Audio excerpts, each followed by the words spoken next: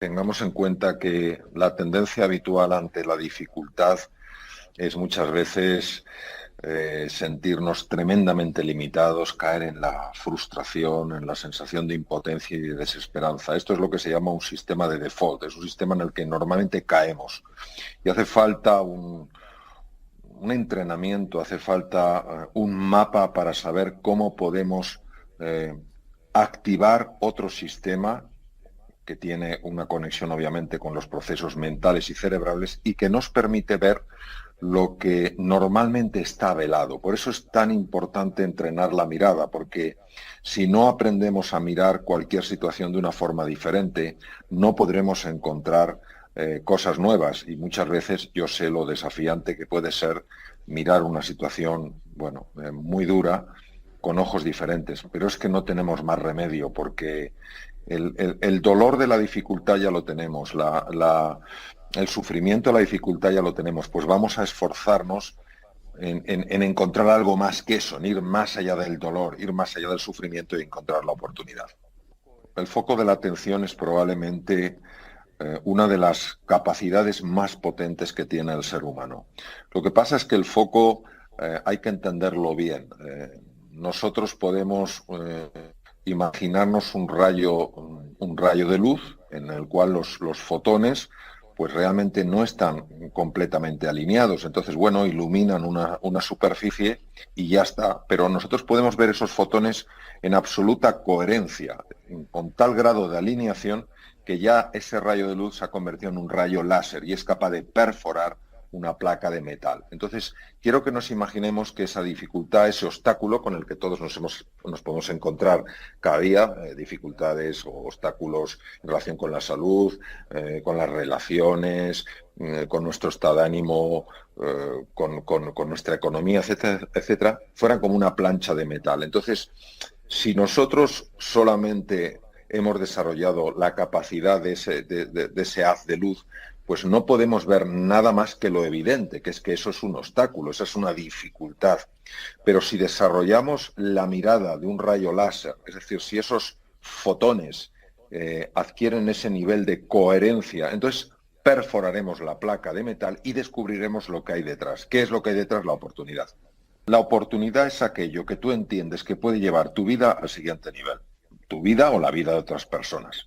Puede ser una oportunidad a la hora de mejorar una salud que te parece que está ya de alguna manera tan dañada que no puedes hacer nada. Puede ser una oportunidad para mejorar tu economía de una manera que te permita tener una libertad, una independencia financiera que ahora no tienes. O puede ser la oportunidad de reparar una relación que desde hace mucho tiempo está rota, pero que para ti sería importante que esa relación se recuperara. Entonces, la oportunidad, obviamente, es aquello que se convierte para nosotros en un trampolín para ir al siguiente nivel. Lógicamente, depende de cada persona dónde quiere ver esa oportunidad, dónde quiere aplicar esa oportunidad. Lo que pasa es que para poder aprovechar una oportunidad primero hay que verla y no se ven las oportunidades si no hemos entrenado la mirada. Es verdad, también en mi experiencia, que hay personas que tienen una capacidad, diría yo, casi innata de ver las oportunidades, aunque vayan disfrazadas de la mayor de las calamidades. Pero la mayor parte de los seres humanos necesitamos entrenar la mirada para ver esa oportunidad. Cuanto más nos dejamos guiar por el amor incondicional, menos miedo tenemos. Y cuanto menos amor hay en nuestro corazón, más miedo tenemos. Entonces, lo mismo que el frío no tiene existencia en sí, sino que es la ausencia de calor. La oscuridad no tiene existencia en sí misma, es la ausencia de luz. El miedo solo tiene existencia cuando nos alejamos del amor. Entonces, por eso hay un miedo natural, que es el miedo propio bueno, que nos ha mantenido vivos a lo largo de la evolución, que es el miedo, por ejemplo, al depredador, pero la mayor parte de los miedos son creaciones mentales. Es el miedo a no dar la talla, el miedo a que no me incluyan los demás, el miedo a que me enjuicien, el miedo a qué pasará si fracaso. Entonces, este miedo mental es un miedo muy, muy dañino porque se ha metido en el cuerpo.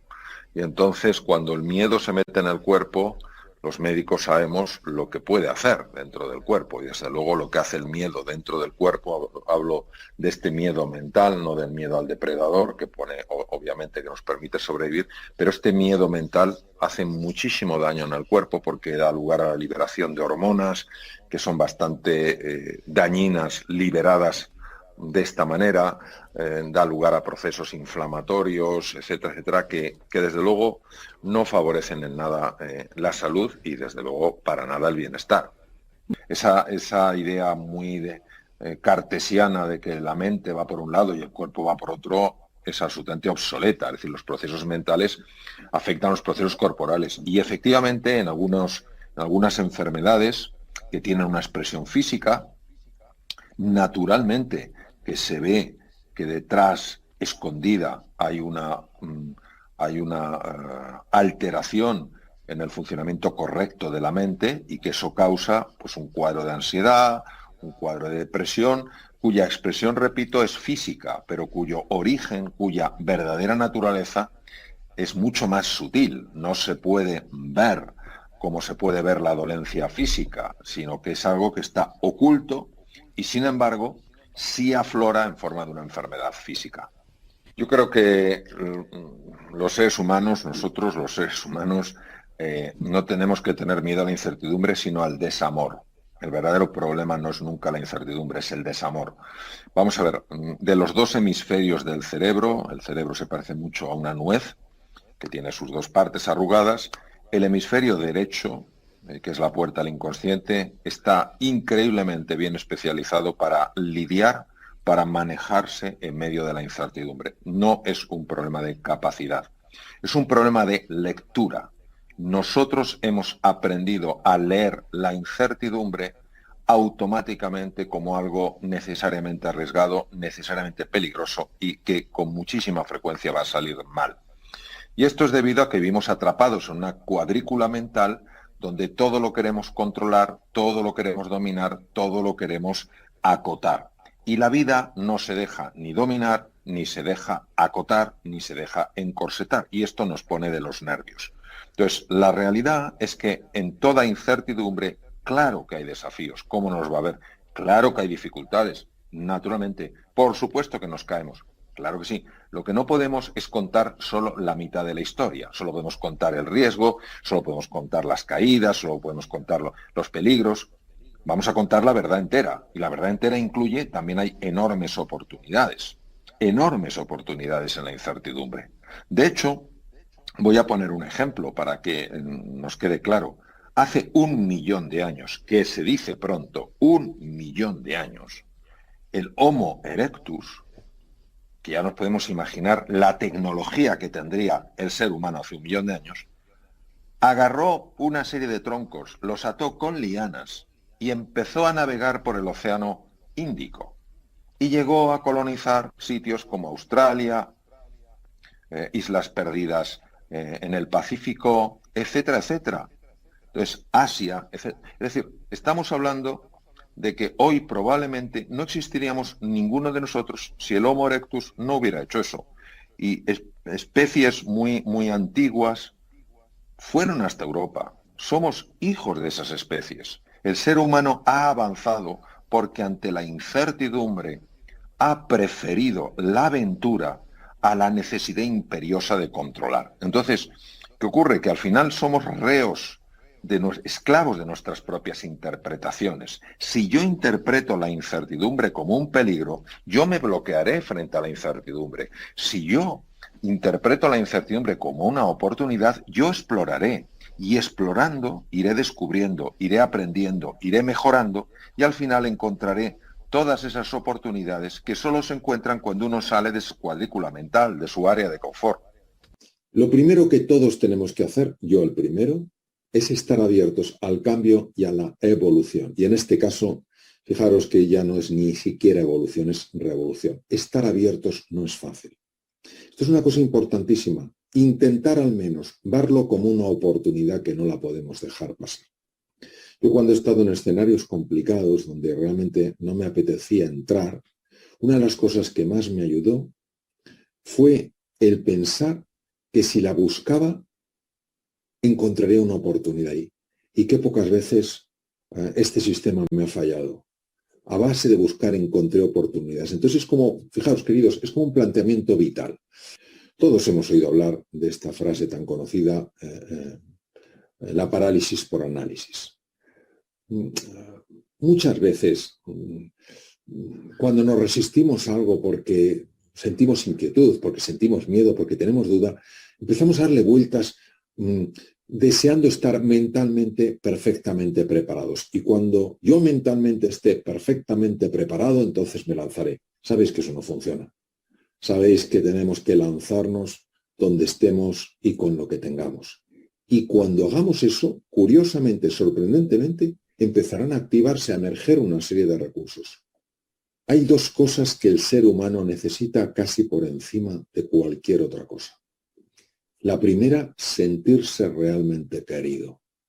Y la segunda, sentirse capaz para poderse manejar en la vida, tener autonomía, tener la confianza de que puede encontrar su camino, que puede encontrar recursos, que tiene creatividad, que posee un espíritu emprendedor y que si los pone en juego, naturalmente que conseguirá resultados extraordinarios. ¿Qué nos pasa a los seres humanos cuando hacemos frente a la incertidumbre? Al mundo actual, no nos tenemos que ir más lejos, donde no sabemos lo que hay más allá de nuestro mundo familiar, de nuestro mundo conocido. No sabemos cómo será la educación del futuro, no sabemos ni siquiera cómo serán la mayor parte de las profesiones del futuro. Cuando el sistema límbico encuentra un porqué poderoso, ¿qué quiero? Quiero saber qué hay más allá de la cordillera Hindukush. ¿Por qué? Porque tiene que haber nuevas oportunidades más allá de mi mapa conocido, de mi mapa familiar. Goethe dijo algo espectacular. A propósito de todas las iniciativas, hay una verdad elemental cuya ignorancia mata innumerables ideas y espléndidos planes. En el momento en el que una persona se compromete de verdad, la providencia también lo hace. Toda clase de cosas comienzan a suceder. Cosas que no habrían sucedido sin su previo compromiso.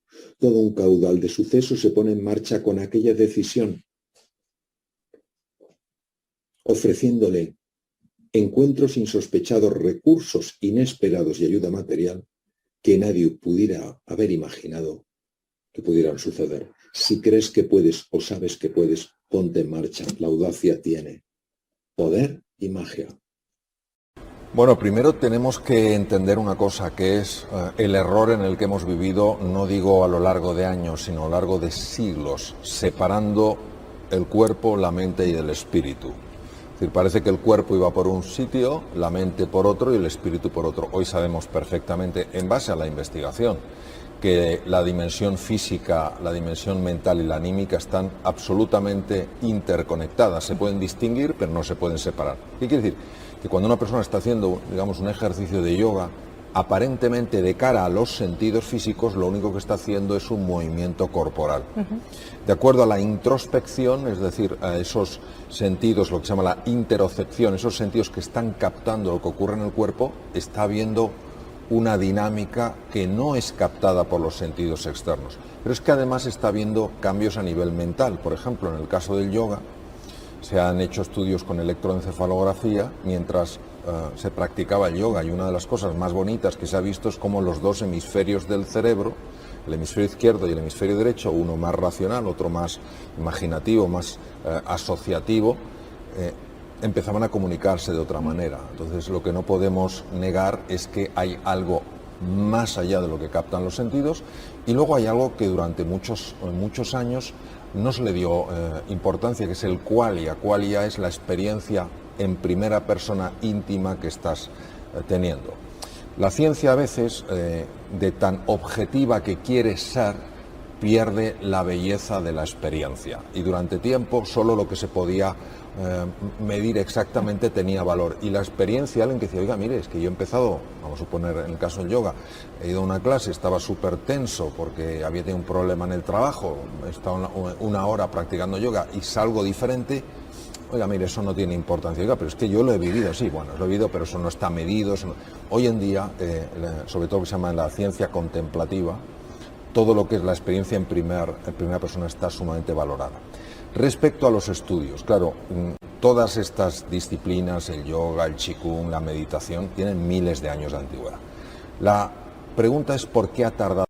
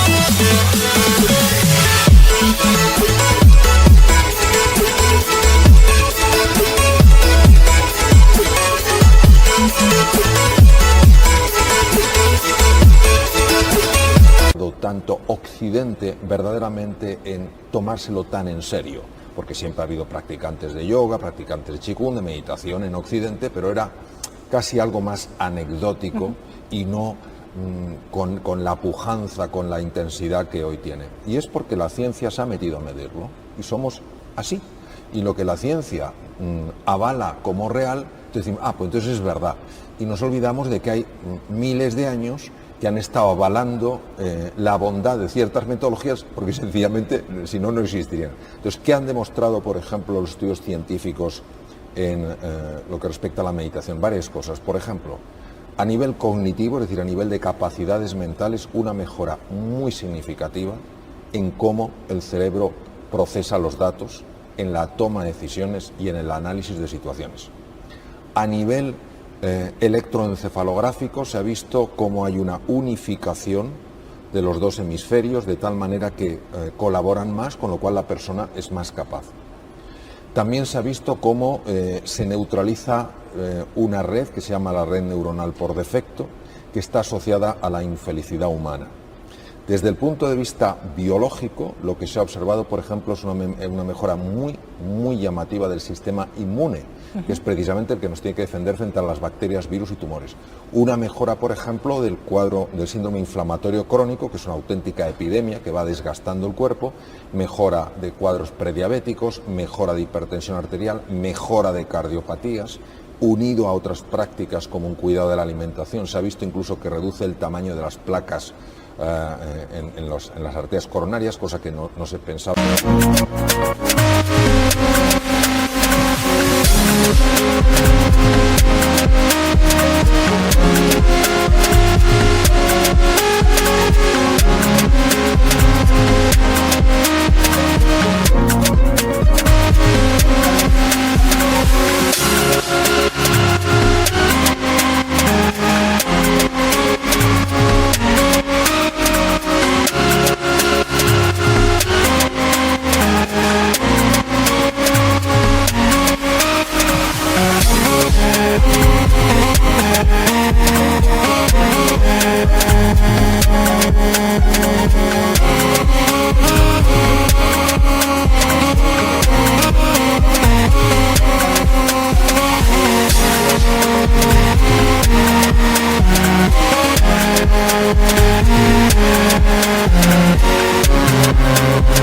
Que fuera posible.